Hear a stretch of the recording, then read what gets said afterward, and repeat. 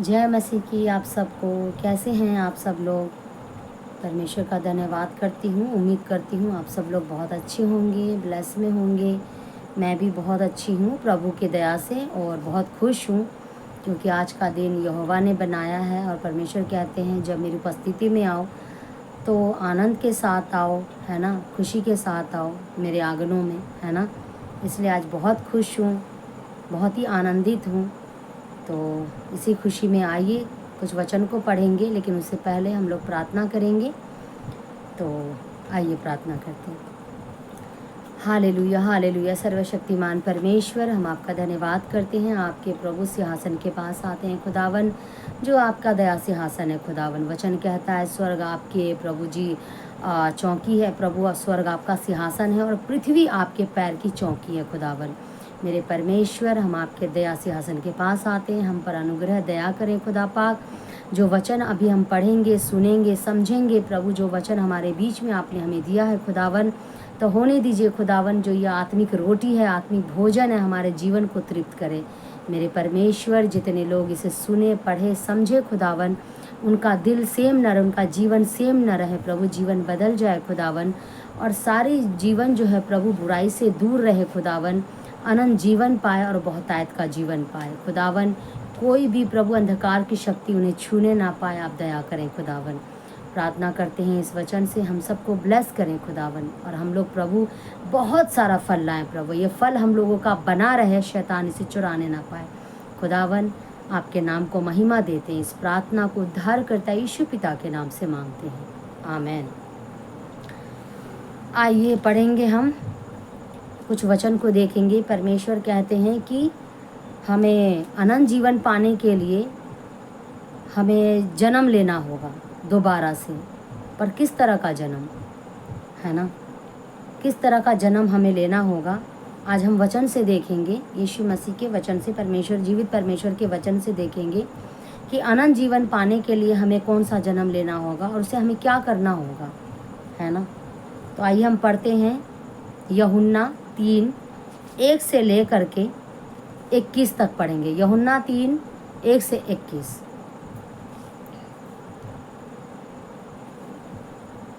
फरीसियों में निकुदिमुस नाम का एक मनुष्य था जो यहूदियों का सरदार था। उसने रात को यीशु के पास आकर उससे कहा, हे रब्बी, हम जानते हैं कि तू परमेश्वर की ओर से गुरु होकर आया है, क्योंकि कोई इन चिन्हों को जो तू दिखाता है, यदि परमेश्वर उसके साथ ना हो तो नहीं दिखा सकता। यीशु ने उसको उत्तर दिया, मैं तुमसे सच सच कहता हूँ, यदि कोई नए सिरे से न जन्मे तो परमेश्वर का राज्य देख नहीं सकता। निकोदेमुस ने उससे कहा, मनुष्य जब बूढ़ा हो गया तो कैसे जन्म ले सकता है?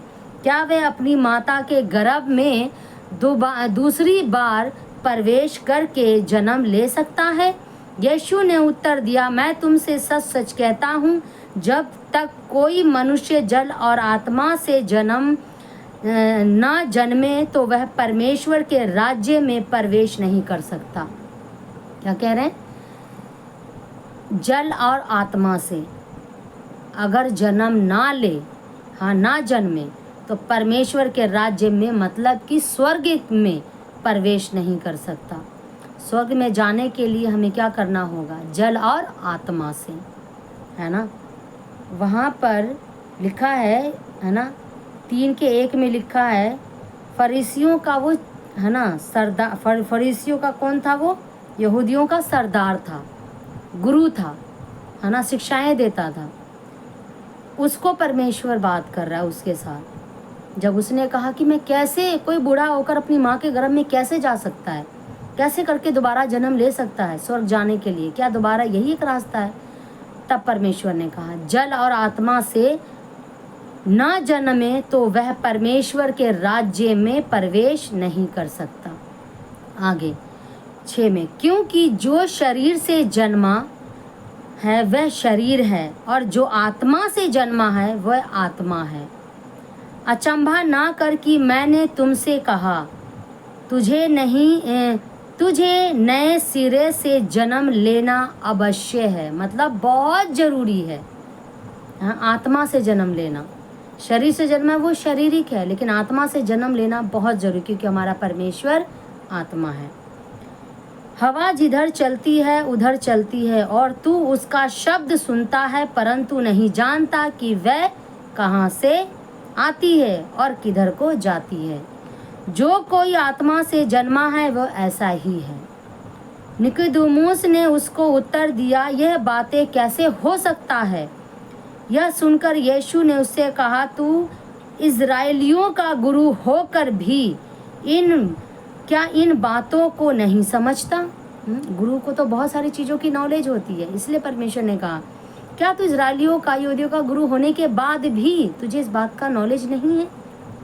मैं तुझसे सच सच कहता हूँ कि हम जो जानते हैं वह कहते हैं, और जिसे हमने देखा उसकी गवाही देते हैं, और तुम हमारी गवाही ग्रहण नहीं करते। जब मैंने तुमसे पृथ्वी की बातें कही और तुम विश्वास नहीं करते, तो यदि मैं तुमसे स्वर्ग की बातें कहूँ तो फिर कैसे विश्वास करोगे? कोई स्वर्ग पर नहीं चढ़ा, केवल वही जो स्वर्ग से उतरा, अर्थात मनुष्य का पुत्र जो स्वर्ग में है। और जिस रीति से मूसा ने जंगल में सांप को ऊंचे पर चढ़ाया, उसी रीति से अवश्य है कि मनुष्य का पुत्र भी ऊंचे पर चढ़ाया जाए, ताकि जो कोई उस पर विश्वास करे वह नाश ना हो, अनंत जीवन पाए। यीशु मसीह पर विश्वास करे और वो अनंत जीवन पाए, क्योंकि परमेश्वर ने जगत से ऐसा प्रेम रखा कि उसने अपना इकलौता पुत्र दे दिया, ताकि जो कोई उस पर विश्वास करे वो नाश न हो, परंतु अनंत जीवन पाए। अनंत जीवन है स्वर्ग का जीवन, है ना, यहाँ से लेके वहाँ तक का जीवन, है ना। इसलिए परमेश्वर ने कहा कि मेरा पिता ने इकलौता पुत्र दे दिया, परमेश्वर ने इकलौता पुत्र दे, उस पर जो कोई विश्वास करेगा, है ना, वो नाश नहीं होगा, परंतु वो अनंत जीवन पाएगा, मतलब स्वर्ग का वारिस बनेगा, स्वर्ग में रहेगा, स्वर्ग में जाकर रहेगा, स्वर्ग में उनका नाम जीवन के पुस्तक में रजिस्टर्ड हो जाएगा, है ना। पर फिर लिखा 17 में, परमेश्वर ने अपने पुत्र को जगत में इसलिए नहीं भेजा कि जगत पर दंड की आज्ञा दे, परंतु इसलिए कि जगत उसके द्वारा उद्धार पाए। जो उस पर विश्वास करता है उस पर दंड की आज्ञा नहीं, जिस पर दंड की आज्ञा नहीं वही स्वर्ग जाएगा, उसी का उद्धार होगा, उसी को अनंत जीवन मिलेगा। अगर जिस पर दंड की आज्ञा है वो ना तो स्वर्ग जाएगा, ना उसका कोई अनंत जीवन है, ना उसका कोई उद्धार है।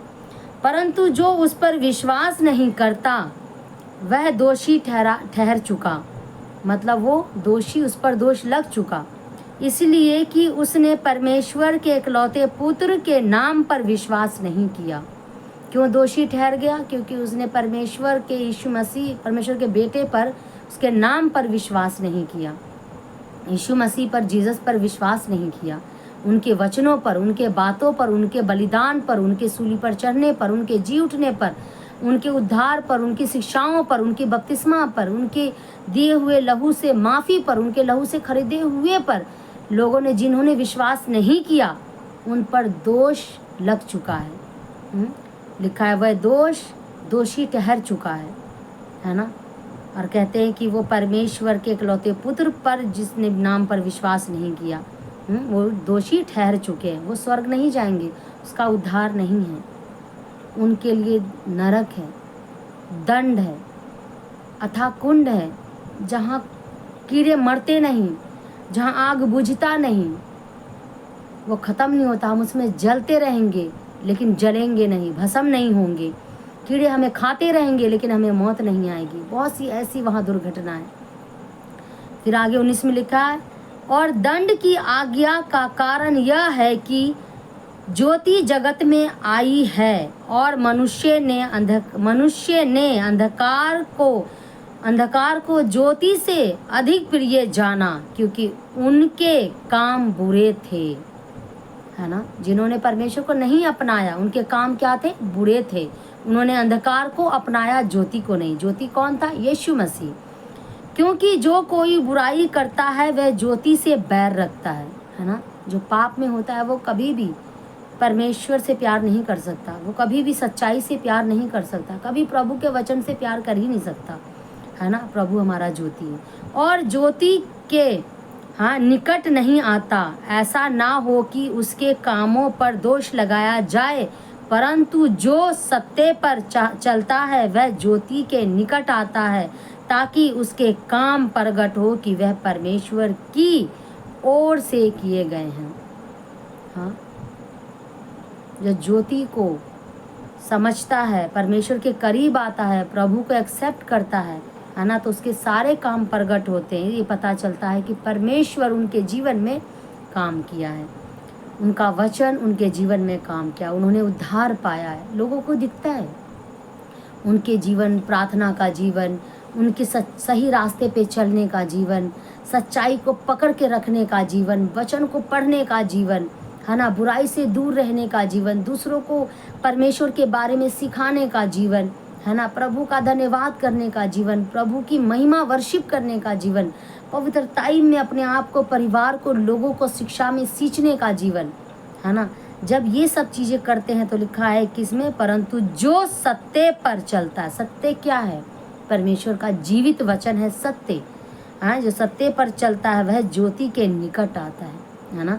परमेश्वर के निकट वो शन शन शन शन आता रहता है, ताकि उसके काम प्रगट हो, है ना। उसका काम क्या? वही प्रार्थना करना, वही सारी चीज़ें, प्रभु के वायदे को पूरा करना, प्रभु के वचन के पूरा करना। ये सब चीज़ें देख कर लोग क्या कहते हैं कि वह परमेश्वर की ओर से किए गए हैं। हाँ, लोगों को दिखता है ये गवाही, है ना, परमेश्वर के लोगों के जीवन में ये सब चीज़ें। तो यहाँ लिखा है कि अगर हमें अनंत जीवन चाहिए तो हमें किस तरह से जन्म लेना है? जल से और आत्मा से। पहले जल से फिर आत्मा से। जल से होता है बपतिस्मा लेना, जब हम मन फिराते हैं कि प्रभु मैं पापी हूँ, मेरे लिए तू प्रभु दुख उठाया, सूली पे चढ़ा, मेरे लिए मारा गया, मेरे लिए गाड़ा गया, मेरे लिए तीसरे दिन तू जी उठा, तू मेरे पापों को क्षमा कर, आज से तू मेरा उद्धार करता परमेश्वर है, तू मेरा जीवित परमेश्वर है, तू मेरा अब्बा पिता है, तू मेरा खुदा है ना, आज से मैं तेरा बेटा हूँ, तू मुझे अपना ले, तू मुझे क्षमा कर। और जब हम ये अंगीकार करते हैं कि हम पापी हैं, करके प्रार्थना कर, जब हम बपतिस्मा लेते हैं, बपतिस्मा होता है जल से। हाँ, अपने चर्च में जाना, पास्टर से बपतिस्मा लेना, वो पास्टर जी से लेने के बाद जब हम पानी से बाहर आते हैं तब पवित्र आत्मा हमारे अंदर एंटर होता है, परमेश्वर का आत्मा हमारे अंदर एंटर होता है और फिर हमारा उद्धार हो चुका होता है और हमारा नाम उसी शरण, जब हम बपतिस्मा लेके बाहर आते हैं, उसी शरण स्वर्ग में एक जीवन का पुस्तक है जो सब पुस्तकों से ऊपर है, उसमें हमारा नाम रजिस्टर हो जाता है कि हम आज से स्वर्ग में आत्मा में जन्म ले चुके हैं। जैसे हम संसार में जन्म लेते हैं वैसे ही हम ले चुके हैं और वहाँ पर हमारा नाम रजिस्टर हो जाता है। तो हमें कैसे जन्म लेना है? ऐसे जन्म लेना है, आत्मा जल से और आत्मा से, है ना। तो हमारा उद्धार होगा, हमारे जीवन में ये सारी चीज़ें होंगी, प्रभु के साथ हम जुड़े रहेंगे और जो जल और आत्मा से बपतिस्मा लेगा उस पर दंड की आज्ञा नहीं है। हमारा परमेश्वर कहते हैं मैंने अपना इकलौता पुत्र तुम्हारे लिए दे दिया, तो मैं तुम्हें दंड की आज्ञा क्यों दूंगा, है ना। परमेश्वर हमारा भला है, हमारा पिता भला है, उन्होंने अपने बेटे को कुर्बान कर दिया जिनका नाम है यीशु, जिनका नाम है जीसस, है ना। परमेश्वर ने कहा उसके नाम से तुम्हें उद्धार लेना होगा, उसके नाम से मैं तुम्हारा नाम स्वर्ग में रजिस्टर करूँगा, जीवन के पुस्तक में। उसके नाम पर विश्वास करो, उसके हर एक वचन पर विश्वास करो जो वो कहता है, क्योंकि वो मेरा प्रिय पुत्र है, वो मेरा सच्चा बेटा है। हाँ, मैंने अपना इकलौता बेटा तुम्हारे लिए दे दिया, मैंने अपने बेटे से भी ज़्यादा तुम लोगों को प्यार किया, अपने बेटे को कुर्बानी मैंने तुम लोगों के लिए दे दिया, क्योंकि उसका लहू पवित्र है, उसका लहू सच्चा है, उसका मांस, उसका जीवन सच्चा है। मैंने उसको कुर्बान कर दिया तुम्हारे पाप के खातिर, तुम्हारे गुनाह के खातिर, तुम्हें बचाने के खातिर। परमेश्वर ऐसे कहते हैं, तो हमें कैसे जन्म लेना है परमेश्वर में, हमें पाप से दूर रहना है, जीवन बदलना है, प्रभु के पीछे चलना है, पवित्रताई में, सच्चाई में, वचन में, प्रार्थना में, सेवा में, समर्पित में प्रभु को अपने आप को डेडिकेट कर दें पूरी रीति से, और प्रभु से आप हेल्प मांगे, प्रार्थना करें, है ना। प्रभु आपका उद्धार करेगा, सही मार्ग पे चलाएगा, वचनों पे चलाएगा, कोई बुराई आपका हिस्सा ना होगा, कोई दुख, कोई परेशानी, कोई दुर्घटना आपका हिस्सा ना होगा। प्रभु जहाँ है वहाँ कोई बुराई टिक नहीं सकती, कोई श्राप, कोई नशा, कोई जादूटना, कोई गरीबी, कोई नामधराई, कोई बदनामी, कोई गंदे हालात हमारे आगे टिक नहीं सकता, कोई दुश्मन, कोई बैरी टिक नहीं सकता, क्योंकि प्रभु उनका सामना करता है। जब प्रभु को हम अपने अंदर लाते हैं तो हम अकेले नहीं होते, हमें कुछ भी करने की ज़रूरत नहीं पड़ती, किसी से सामना करने की ज़रूरत नहीं है, किसी से बदला लेने की ज़रूरत नहीं, प्रभु बदला लेता है, प्रभु उसका सामना करता है। हमारे पास आने से पहले वो मुसीबत को वो खुद ही टाल देते हैं, वो सामना करते हैं, वो अपने दूतों को भेज कर स्वर्ग से वो हमारी मदद करते हैं। तो आपको परेशान होने की ज़रूरत नहीं, आप प्रभु में स्टेप्स लें, एक स्टेप्स आपकी ज़िंदगी बदल देगी। वचन कहता है खुद बच, तेरा घराना बचाया जाएगा। किसी भी हालात में आपका घराना, आपके बच्चे, आपकी पत्नी, आपका पति, आपका भाई बहन, आपका माँ बाप, आपके लोग, आपके आस पड़ोस के लोग, आपसे जुड़े हुए लोग, हाँ, आपसे बहुत सारे लोग हैं, आपके रिश्तेदार हैं, है ना, फ्रेंड सर्कल में हैं। आप लोग सोचते होंगे इनके हालात चेंज हो जाए, इनके दुख, इनकी परेशानी, इनकी चीज़ें बदल जाए, है ना। आप लोग कोशिश भी करते होंगे एक दूसरे की हेल्प के लिए, लेकिन फिर भी परमानेंट वो चीज़ ख़त्म नहीं होती। लेकिन वचन कहता है जिस दिन तुम उद्धार पाओगे, जिस दिन तुम बपतिस्मा लोगे, जिस दिन जल और आत्मा से बपतिस्मा लोगे और मेरे पीछे चलोगे, मेरे बेटे पर विश्वास करोगे, तो तुम्हारा यहाँ का भी उद्धार होगा और वहाँ भी उद्धार होगा और अनंत जीवन मिलेगा। यहाँ से लेके वहाँ तक कोई संघर्ष आपका हिस्सा नहीं। मेहनत करेंगे, कम मेहनत में बहुत बरकत मिलेगी आपको, संघर्ष की ज़रूरत नहीं पड़ेगी। लाइफ संघर्ष नहीं है, प्रभु ने अनंत जीवन दिया है, बहुतायत का जीवन दिया है, संघर्ष जीवन नहीं दिया है।